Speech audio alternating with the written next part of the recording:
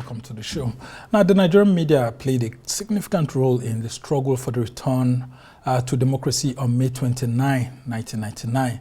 That's 25 years ago. The media was resolute and fearless in the heat of attacks unleashed on it by the military regime of General Sani Abacha after previously battling the Babangida and other previous military regimes. Now, with their voices and pens, Nigerian journalists shaped a strong public anger against military dictators. The annulment of the June 12, 1993 election, presumably won by businessman Moshood Kashimawo Olawale Abiola, popularly known as MKO Abiola, brought out the best among journalists who worked to tackle the dictatorial tendencies of military despots using guerrilla journalism tactics. And the Nigerian media, comprising many outfits in newspapers, magazines, and all of that, continue to operate in hiding, establish formidable alliances with pro-democracy and rights activists to challenge the military junta. And, of course, they eventually forced it out. It was a struggle that came with great sacrifices, including paying the supreme price. A good number of journalists like Bagauda Kaltho lost their lives in the struggle, while others were detained by the military for years. And, of course, we also have the famous Dele Giwa. 25 years after, the big question on the lips of many is how have the Nigerian journalists fared under the hard-earned democracy they sacrificed their sweat and blood to achieve. Well, to help us take a clinical look at all of this, we have joining us in the studio the president of the Nigeria Union of Journalists, Chris Isiguzo. Comrade, should I add? Because you're just back from Geneva at the moment. Welcome back. Thank you very much. Yeah, and also we have joining us the Northern Regional Editor of Vanguard newspaper, another comrade, Sonny Daniel. Thank you so much for joining us. Yeah. All right, let's start from you, Chris Isiguzo. Talk to us about journalists' contribution to the success of the democracy that we're enjoying after battling military despots, dictators all around, culminating in the last one, which was Abdulsalami Abubakar, who had to hand over on May 29, 1999. Well, thank you very much once more for having me here in this program. When we talk about June 12 and the role of the media, the roles that the media played within the period, I would say that June 12, 1993 was indeed a watershed in the nation's body politics, and it was June 12 that actually helped mobilize Nigerians to further appreciate the importance of democracy or democratic governance. If you recall the experience of June 12, Nigerians came out in their numbers, from across different parts of the country, and they played down on issues about religion, issues about tribalism. They spoke in one voice, such things that have taken over our politics today. Then Nigerians were not focused on that. They were rather looking at electing somebody of their choice, no matter where the person comes from, the language the person speaks, or the color, or the religion, and what have you. And by the time we are done with that, it was rather shocking, and disappointing that that decision that Nigerians made was truncated. And of course, they also spoke volumes through their actions, that what had happened at that time was not the best that could have happened. Because if you're talking about democracy and the people have freely expressed themselves, it would be unthinkable for you to still rise and undermine such free expression. And when you're talking about what did the media do, of course, the media helped to a very large extent. I always say this whenever I discuss issues about what the media is doing and what has the media done or the roles of the media and what have you. Media has got a trilogy functions. No matter what the media does, they all rotate within these three. The media informs, the media educates, and the media entertains. So no matter what we do, they are all embedded in these three. And I must tell you that June 12 was not an exception, because Nigerians were mobilized by the media. Media came out strongly, and and without fear, not minding the situation at the time. When you are up against people that have got arms, people that can crush you, that can dismantle you. But the media was not disturbed. They came out strongly and mobilized Nigeria. They were able to tell, the media was able to tell Nigerians that this decision you have made, and there's no going back on that, And every part of the country, the media was clearly there. Is it the print media? Is it the electronic media, the radio, the television? Of course, social media was not there then. So the media, we are doing it. Unlike now, the media practice is a lot easier now. Then, it wasn't easy. Using facts and all of that. When you were doing your intro, you talk about some guerrilla, some journalism, and all that. They used all manner of tactics. But the most important thing is that Nigerians were informed, Nigerians were mobilized. They got to know that look at what has happened. Is this what you paid, what you decided to take? They said no, and of course the rest is. Your guess is as good as mine.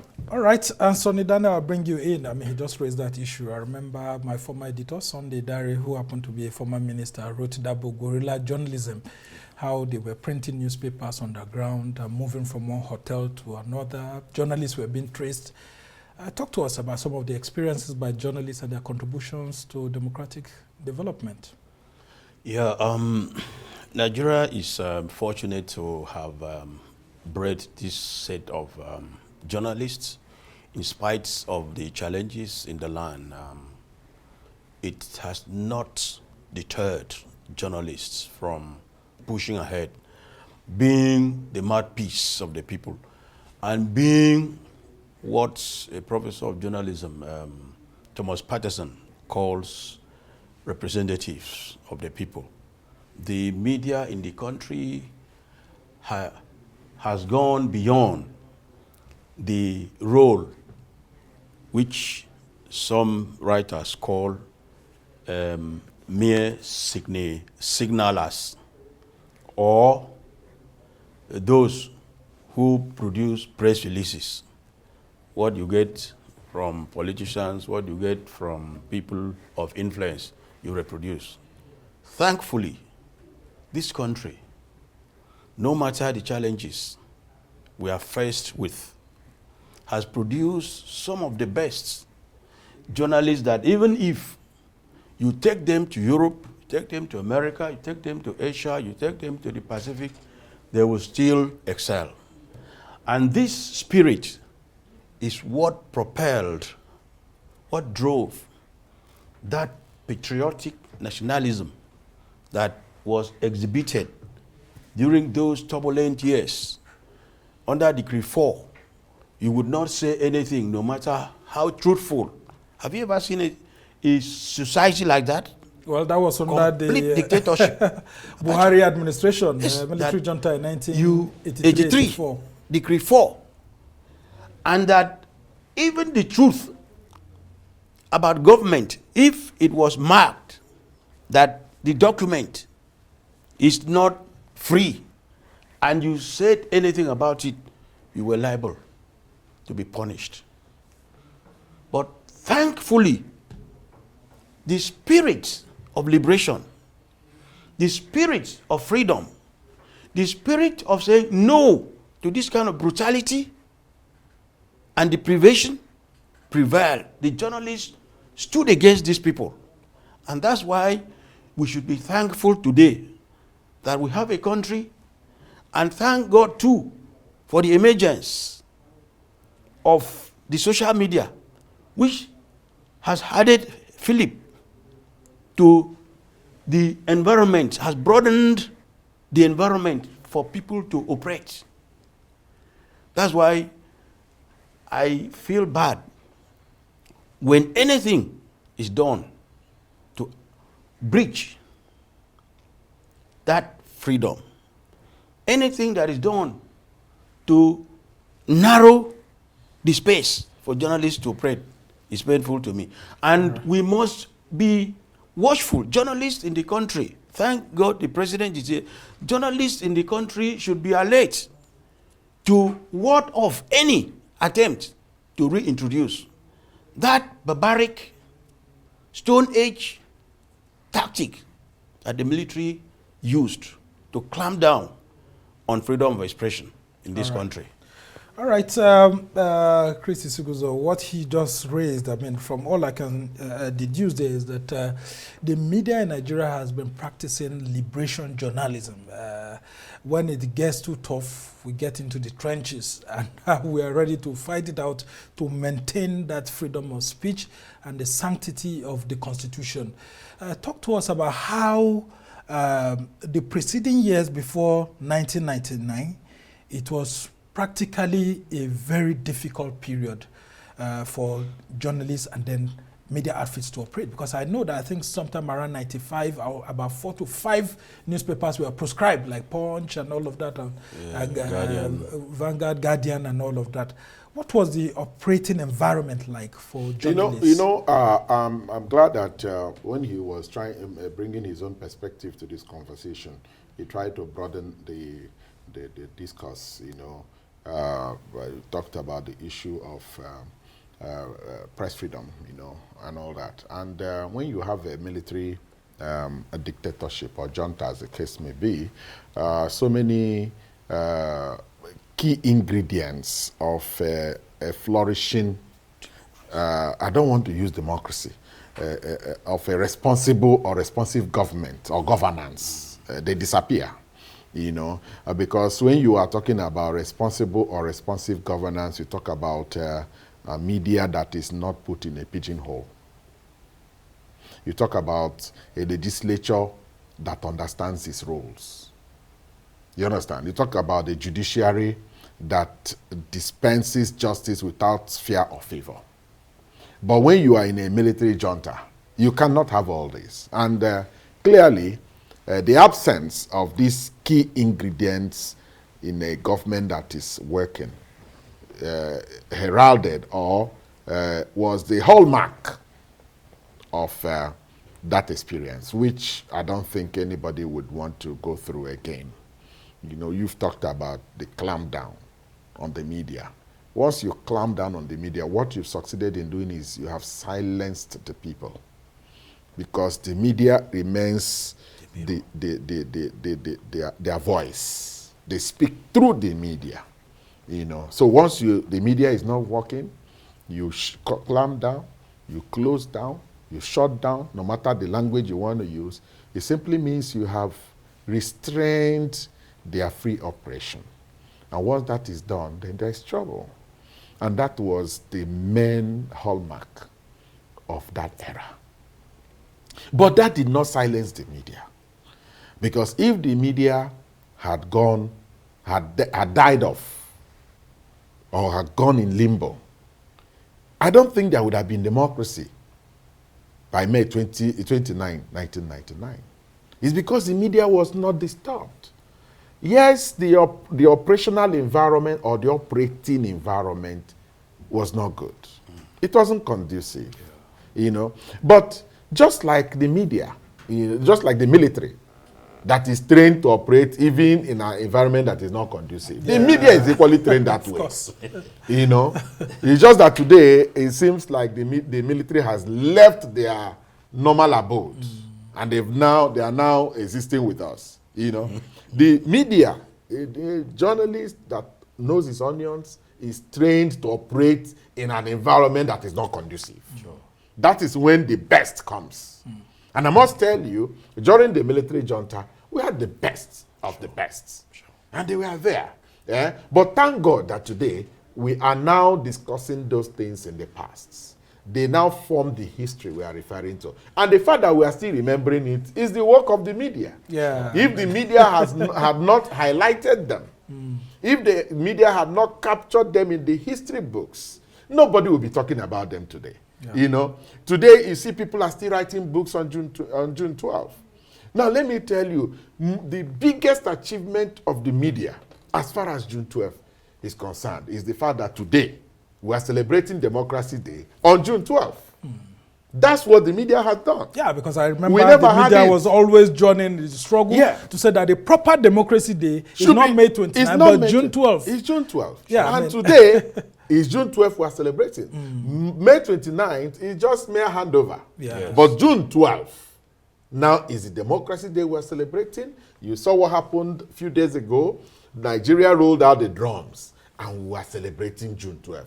And when you talk about June 12th, there is somebody you are talking about, even if you don't mention his name. Yes. The presumed winner It's of that synonymous. election.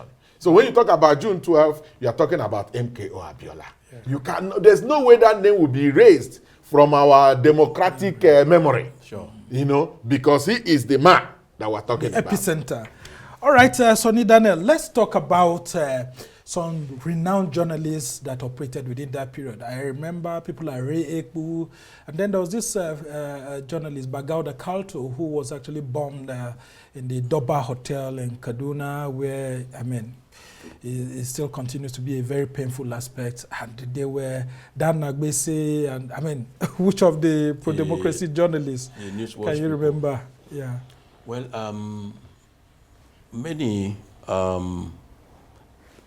many of them have written their names in gold. If you begin to list, it may not give us what we're looking for. Yeah, but I mean, some of them, But including those who are in government at the moment. So my own take is that we want to thank the journalism fraternity. Let me put it that way. Because some have gone, some are dead, some have left the scene. But we are thankful to the popular ones, noted, credited, and even given some mention. But the most important thing is that journalists who stood against the dictatorship, against the tyranny of the time, we doff our hearts to them. And we pray that this spirit, this ability to withstand and fight for today and tomorrow will continue. What was started in that time from 1993, when the election was annulled, and when Abiola was arrested and he eventually died, and the pro-democracy groups who came out to fight using journalists as the tool of liberation, we thank them. But what does this teach us? The present generation of journalists in Nigeria must be alert, must be awake, because we are beginning to see some signs of evil coming even under the democracy that we have started enjoying. We are beginning to see people who believe that they can just hold journalists, they can pick up, and journalists have become so cheap that you can send a policeman to go and pick them. Yeah, I remember you asked one of the ministers this same question. IG. No, I mean the Inspector General of Police during the national briefing by ministers, and I asked him. the answer was a little bit political, actually. Yes, but the point is, if all of these people who are in government now, some have left government, if they were in the military, I'm sure they would have been more brutal. They would have been more brutal Against journalists. and repressive, yes. Because if in the democratic setting that we have been enjoying since 1999, today you still come, having known, having heard, having seen what the military did, and they were condemned. In 2024, a system populated by lawyers, jurists, and you come to say that somebody said that she had been defamed. So if somebody is defamed, is it to go to police or to go to your lawyer to go to the court and file for defamation. And if you are worth the personality and the image you claim, what should you get? You'll be given some payment, isn't it, for somebody trying to defame. But it's not the place of police to act illegally. They say police came from Enugu or Anambra to come and hijack, abduct a journalist in Abuja, and then you take the person to another state. Under what? That the Reverend Sister petition. And who is the Reverend Sister? They didn't mention name. And how does it concern the police? Nobody knows. So we must be more vigilant. And that's a lot. Please. Okay, you know, you're talking about some journalists. Yeah, man, I really want to hear it from you too. That headlined the June 12th struggle. There's no way you talk about June 12th struggle without talking about Delegiwa. And of course, Ndoka Irabo, Tunde Thompson. These people, their boldness. Had died before. No, I'm driving at something. Their boldness, the legacy they left in media practice really helped to embolden journalists that covered June 12th. You understand? Because they were always referencing some of these key figures. Of course, you know the role, the impact of Delegiwa in Nigerian journalism.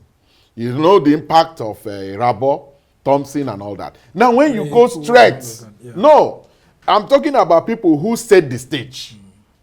Before you now talk about Bayo Nonugadem, before you now talk about Chris Anyanwu of the Sunday magazine, you understand? So before you talk about Igebo, you know, these people borrowed a leaf from the legacy that was left for them by the people I would describe as our forebears, so to speak, you know. So these people stood out until tomorrow. We're still talking about them, and I'm happy that most of them are still playing one role or the other in this democracy. Bayo Ononuga is in government. Yeah, including Delia Today Lake. we are talking about, okay, Delia Lake is there. Yeah. Ray Ebu, we remember his impact. These people stood out, and for us as present-day journalists, we must always continue to read about these people. They were fearless during their time, even in a military junta. They were bold journalists. They were always focused on, like he described it, patriotic nationalism. Yeah. You know, they were focused on the nation, the country. They were not mercantile in their form of journalism. They were not focused on pecuniary considerations. They were rather looking at what becomes of this country. They know that the people at the helms are not going to be permanent occupiers. They come, and with time, they will leave. And the country remains. That means there is one thing that is constant. That constant is the country. So no matter who is at the helm, we must be mindful of what becomes of the country. So these journalists, just like when you talk about June 12th, they learned from another set. Now they were there in June 12th. So for us, we will now be looking at them. You know, why they looked at the people that came before them. These people stood out. So the kind of journalists we have today, like he said we should be alert, at alert. Yeah. Because so many things are still creeping in. So what do? It's even easier that this is not a military junta. This is a democracy. And there's no way you can talk about working democracy without the people. Because democracy itself talks about the people. Democracy derives its strength from the people. And when you talk about democracy and the people, there is a key feature that is constant there. That is the media. Without the media, both the governed and the government will not exist. You know? And let me tell you, there cannot be democracy in the dark. At all. At all. All right, very interesting perspective.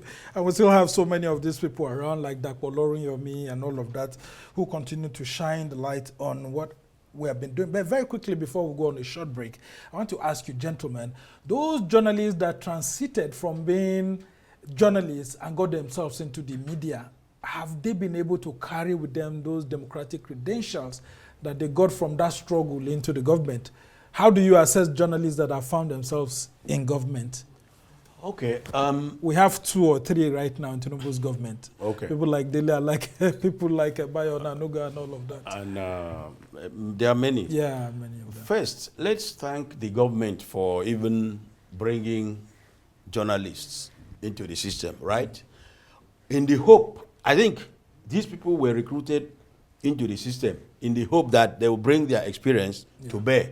Because whether you are in government or you are practicing, the first obligation of journalism, according to a small book I read called The Elements of Journalism, the first obligation as a journalist is to what?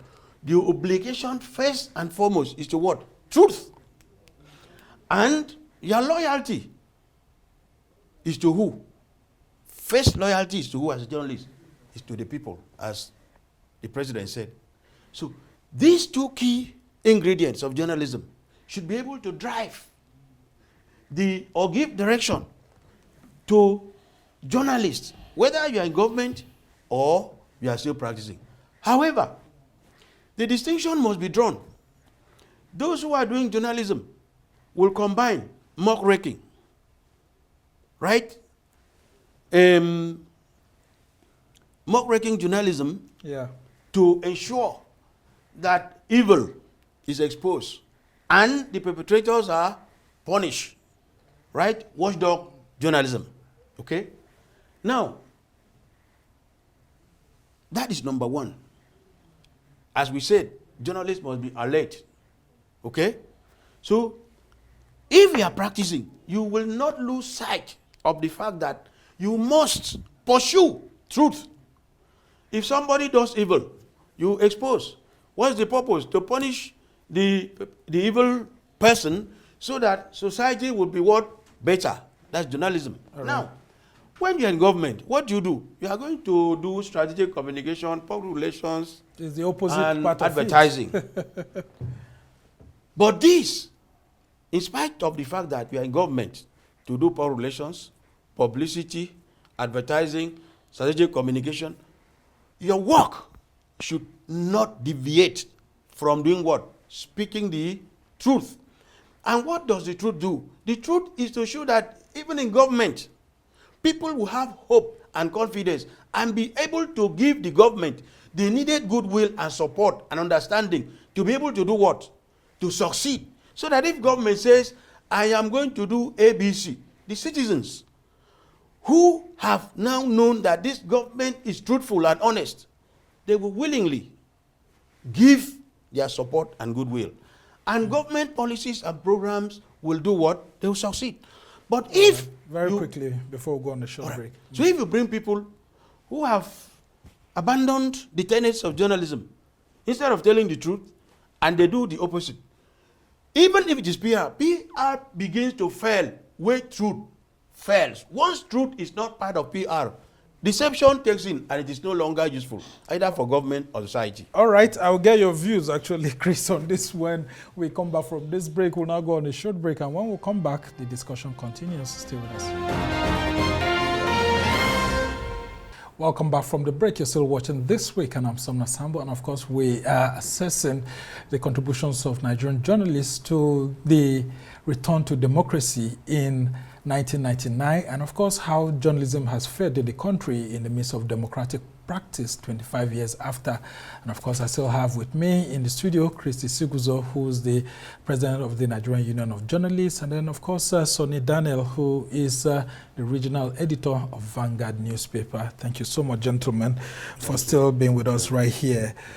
Thank you. So, Chris, let's talk about how journalists who have found themselves in government have fared within these 25 years. Journalists who transit to become spokespersons for the president, governors, DGs, and all of that. Well, Sonny has, to a large extent, captured it. But there's one thing you must know, especially say that spokespersons, chief press secretary, information commissioner, what have you. What you have gone to do basically is public relations. You are to talk about your boss. you know. Hide the truth. I'm coming. And sometimes what you're doing is propaganda, you know. It is difficult to, you know, get to that part of the divide, and you are going to still remain completely that journalist that you used to be, you know, because of some issues surrounding that part of the divide. You know, let us not shy away from it. It's a fact, you know, because who has engaged you has got the power to hire and fire. He can hire you in the morning and fire you in the evening. So before you even go in, you need to sit down and discuss with him. Have a conversation. I'm coming from somewhere. I've got a name to protect. And where I am coming from, such features as integrity, credibility, truth, like he said, at all times, not sometimes. Truth, at all times. These are things that you hold there. Are you ready for me to still remain that journalist that I have been? Have conversation. Oftentimes, you see people who go lobby for positions. And whenever you go doing that, automatically you have compromised certain standards that you were probably known for. But if you are an outstanding journalist, you know, there is no way your name will not precede you. Whatever the issues are, they will say, there is somewhere. Where has that guy? That's a good journalist. You understand? Let's bring him on board. What you have done over time will recommend you. You know, and when they get you at that point, you are now the one that will call the shots. That this is what I believe in. So I'm not going to sit here and begin to tell you Mr. A has done well, Mr. B has done well or has not done well. Once you are appointed to be a spokesperson to a particular leader, let me tell you, whatever it is you hold there, first of all, you know what the body language of your boss. That is the authority you must respect first, because he has appointed you. You understand? And that's the way it has been. Now we have journalists that have also, apart from being spokespersons, are holding strategic positions in government. You have referenced Dela Alake. You understand? And maybe some other people, some Yeah, I mean, we had Femi Adesina, former NG president. I'm coming. I'm beyond. And so many of them I'm looking in the at last it administration. from the angle of beyond being a spokesperson. Dela Alake is the minister of solid minerals, right? We have some that have become governors. A lot is expected from such a person or such set of people. You understand? Because now you are the authority yourself. Anything that happens within the solid mineral sector today, who do you talk about? You are not talking about President Bola Ahmed Tinubu. You are talking about Dele Alake, who is the minister. What it means is that the buck stops where? On his table. On your table. So you must be an outstanding leader. And I must tell you that since, in fact, before Alake became Minister of Solid Minerals, we didn't even know that that sector still existed. Especially after Governor Fayemi left. Yes. We didn't know it existed. But since Dela Alake came on board, you can now see that he's come up with so many transformational ideas. Yeah, and policies. And policies. So journalists are not only good with writing stories. In the Is that sector. what you're saying? Today we talk about, in fact, I can tell you now that if you interview most of these ministers today and say, which, apart from the ministry you are occupying now, which other ministry do you prefer? They will say solid minerals. Why? Because of what Dela Alake is doing in that ministry. Sure. And we are proud of what he's doing as journalists. That is our own. Yes. And he's outstanding. And he's doing well. You know. And we also have had some governors, you know, of course, Governor of Bauchi is doing a whole lot there as a journalist. Yeah, I mean, you know. Segun Oshoba was also a journalist. Governor Segun Oshoba of Ogun, you know, was outstanding. Till tomorrow, we still celebrate him. That's true. There's hardly anything AUJ is doing today, Guild of Editors is doing today, MPAN is doing today, that you will not involve Governor Segun Oshoba. If he had been a very terrible leader, whilst he held sway as governor, nobody will be talking about him today. All right, gentlemen, very interesting perspectives. And we've gone on to had people like Garba Shehu, former NG president, and all of that. Ruben Abati was there. Ruben Abati, and it goes on, Oluremi, Oyo, and all of that. Many of them actually who have served to show that journalists are not just good at writing stories. Abike Dabiri. Is still in government now and all of that. So we can also perform very well. But just very quickly before we move on to other issues, the welfare of journalists. Since 1999 till now, do you think that journalists are fed better under democracy in terms of welfare? Sonny Daniel? No, I don't think so. But before I answer that question, the point is that I fear that we journalists, we undercut ourselves. But thankfully, the president is here. This issue of having a special salary structure for journalists, why has it remained a conceptual variable till today? So maybe he will speak about that. Because in some other countries, journalists are well paid, journalists are respected as if they are presidents. Journalists are regarded as the epitome of the society. They are not treated like underdogs. But here is a system where there is no special salary structure for journalists. Salaries are not determined based on what they do. And because that has happened primarily because we have not yet fixated journalism in the proper location. Where is it located? Is journalism a profession? Is it a trade? Because we have been arguing over this. Yeah, and I'm happy that my president is here today. So that we will now be able to say, look, like doctors, like accountants, architects, scientists, and all of that. It's no longer what we inherited. Oh, journalism is a place where people come to take refuge. Oh, journalism is a guerrilla profession where we can use to fight. We must be, we have done that already. So having done that and liberated society from the shackles of oppression and repression, dictatorship and tyranny, we must move to a point where we should begin to put some level of respectability on the provision, all right. So, until that is done, we are not yet there. We do not have enough time. Very quickly, President, he has raised some issues, and it's bringing me to the discussion on national minimum wage.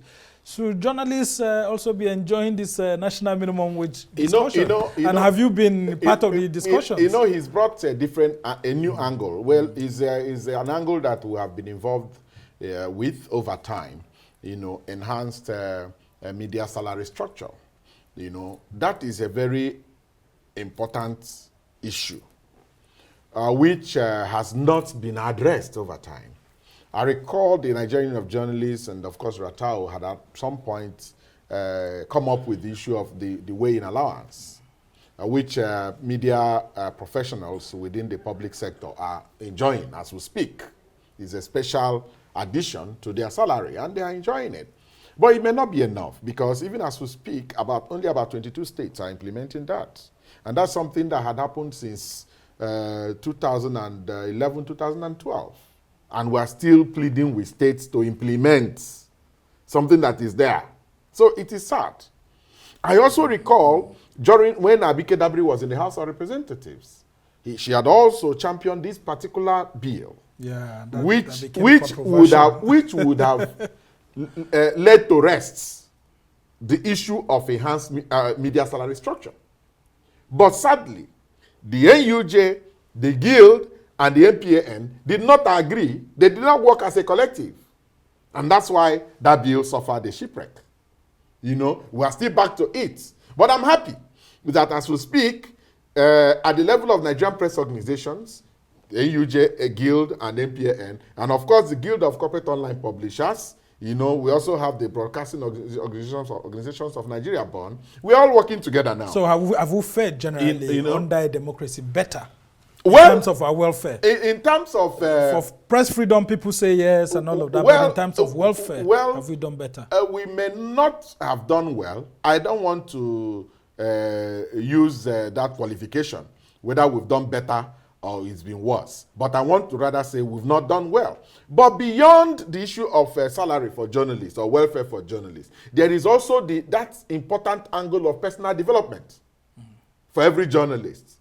Because if you are going to relax there and be waiting for at the end of the month for something to trickle in, let me take you to Facebook, Instagram, and Twitter.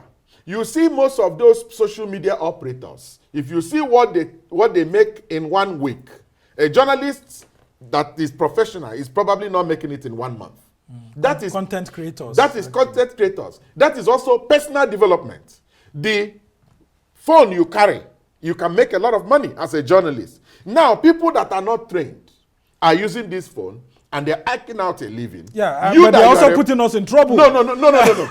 Creating several defamatory stories that they attribute to journalists. When you have the wrong people occupy the space, that is where you'll be having problem. Now you are a professional, you are properly trained. Also invade the social media and tell them how it is done. You see the difference. All right.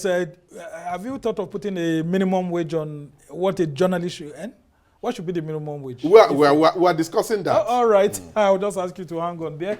Now we'll move on to this segment before we end our show. We really want to roll out the drums for the heroes and heroines of democracy in Nigeria. Well, Nigeria during the week rolled out its drums to mark the 25 years of unbroken democracy in the country.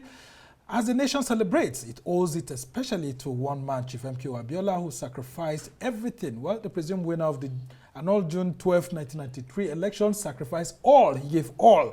But there are many unsung heroes and heroines of Nigeria's democracy who either died or were incarcerated for years for daring to confront an oppressive military regime. Today, we recall the heroics of the Executive Director of Civil Liberties Organization, Lechima Ubani, Balarebe Musa, Gambo Sawaba, Kudirat Abiola, Frank Kokori, Sheikh Husani, Dan Suleiman, and many others. We also acknowledge the contribution of other rights activists such as Nobel laureate Wole Soyinka, Ken Saro-Wiwa, and the current sitting president Bola Tinubu, including Governor Obasani and many others.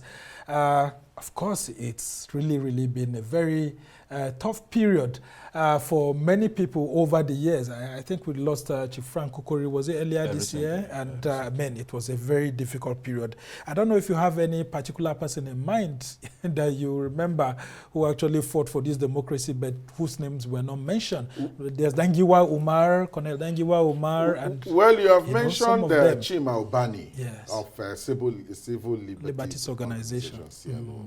You know, I'm happy that you're able to capture him in this particular celebrating the heroes and the heroines of our democracy. We know what CLO stood for.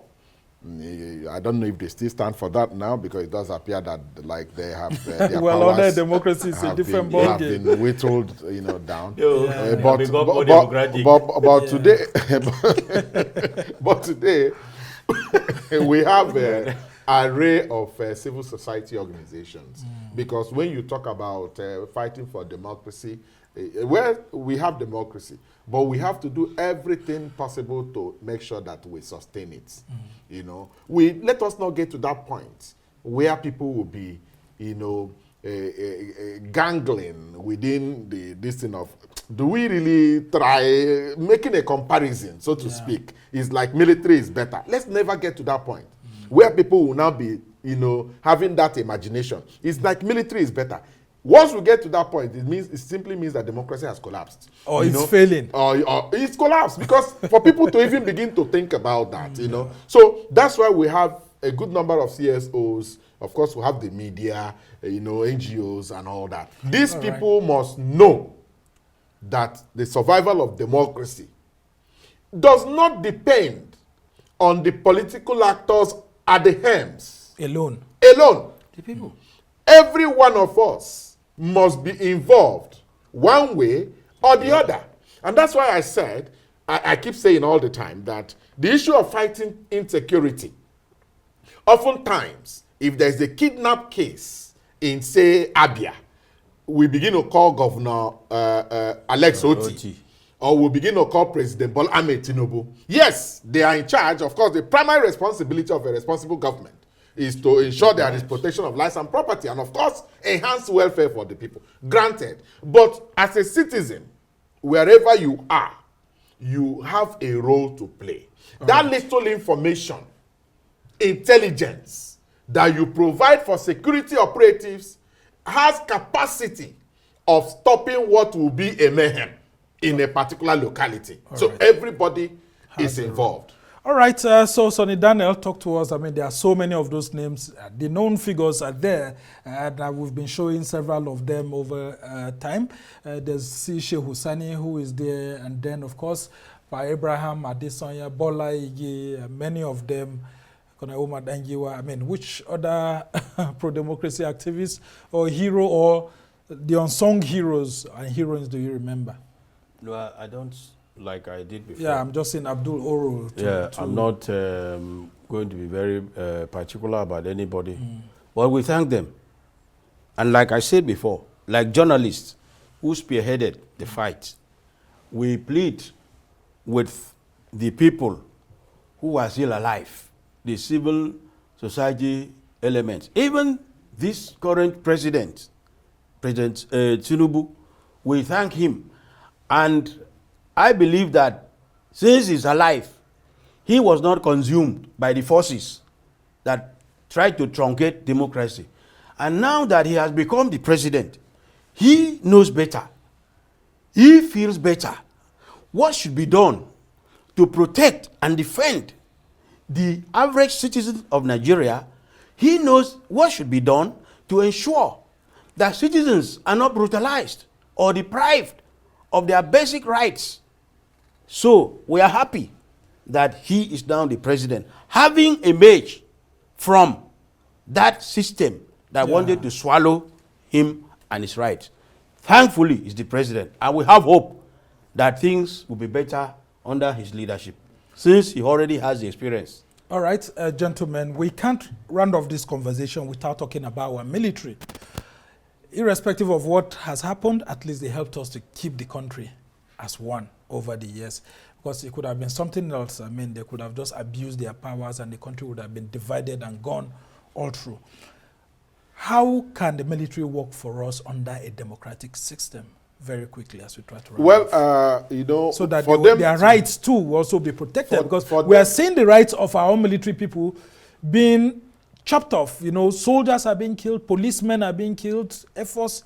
How do we create a better working environment? It is very, very sad, because each time we hear stories of attack at checkpoints, either military men are killed or policemen are killed or whatever under any guise, it is completely condemnable and unacceptable, because these guys are risking their lives so that we can have some sanity in our system. Now, every single policeman that you see there at the checkpoint is either a father, a brother, an uncle to someone, you know, and a cousin, or whatever, you know. So you also have to situate yourself in such circumstance. What if you were the one that is carrying arm at that point, you know? So as Nigerians, as citizens, we must, you know, I just came back from a trip. And at the airport, you know, there is one thing they usually do when they are going to board people. They will call the military men. That says a lot.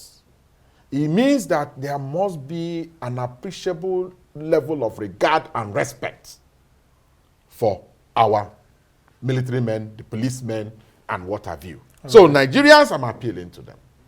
No matter the situation we find ourselves, we must at all times do things that will continue to protect our men in uniform, because they are remaining awake so that all of us will sleep during bedtime. All right, Sonny Daniel will talk to you about that too. How do we ensure that the military has returned to the barracks actually, and over the years they've, although sometimes they find it difficult to subject themselves to civil authorities, to bloody civilians, and all of that, but it's something that the Constitution says that they must do. How do we make sure that the military being kept in the barracks are well taken care of to be able to serve us so that there's no that temptation to be able to want to truncate the nation's democracy again? Thank you for that question. I think that the signals are already clear to the military people. As long as there is good governance which the World Bank describes as when you put certain indices in place, there's transparency, there's accountability, there's respect of rule of law, there is a provision of social security for the citizens, and everybody is happy. Once you have such a system, what is the military, what reason will they give to come? But where a system breaks down, corruption, hardship, insecurity, people's rights are abused, no accountability and no responsibility, that is a conducive environment for people to come and make announcement already. So I believe that the military in Nigeria has already seen the language, that there's no room. All right. The situation is not conducive for them to come. And I thank the chiefs, the military chiefs in the Nigeria, because they've always said no. All right. There's no room for that. Thank you so much. Sonny Daniel is the regional editor of Vanguard newspaper. We must thank you so much for being with us. Thank you so much. Of course, Chris Isiguzo, he's right here with us. We must thank you so much for helping us to understand all these issues. He is the president of the Nigeria Union of Journalists. Well, that's the much we can take on this edition of This Week. Thanks to our production team here in Abuja, Lagos, and London. Do join us same time next week for another exciting edition. I'm Somna Sambo. Thank you for watching.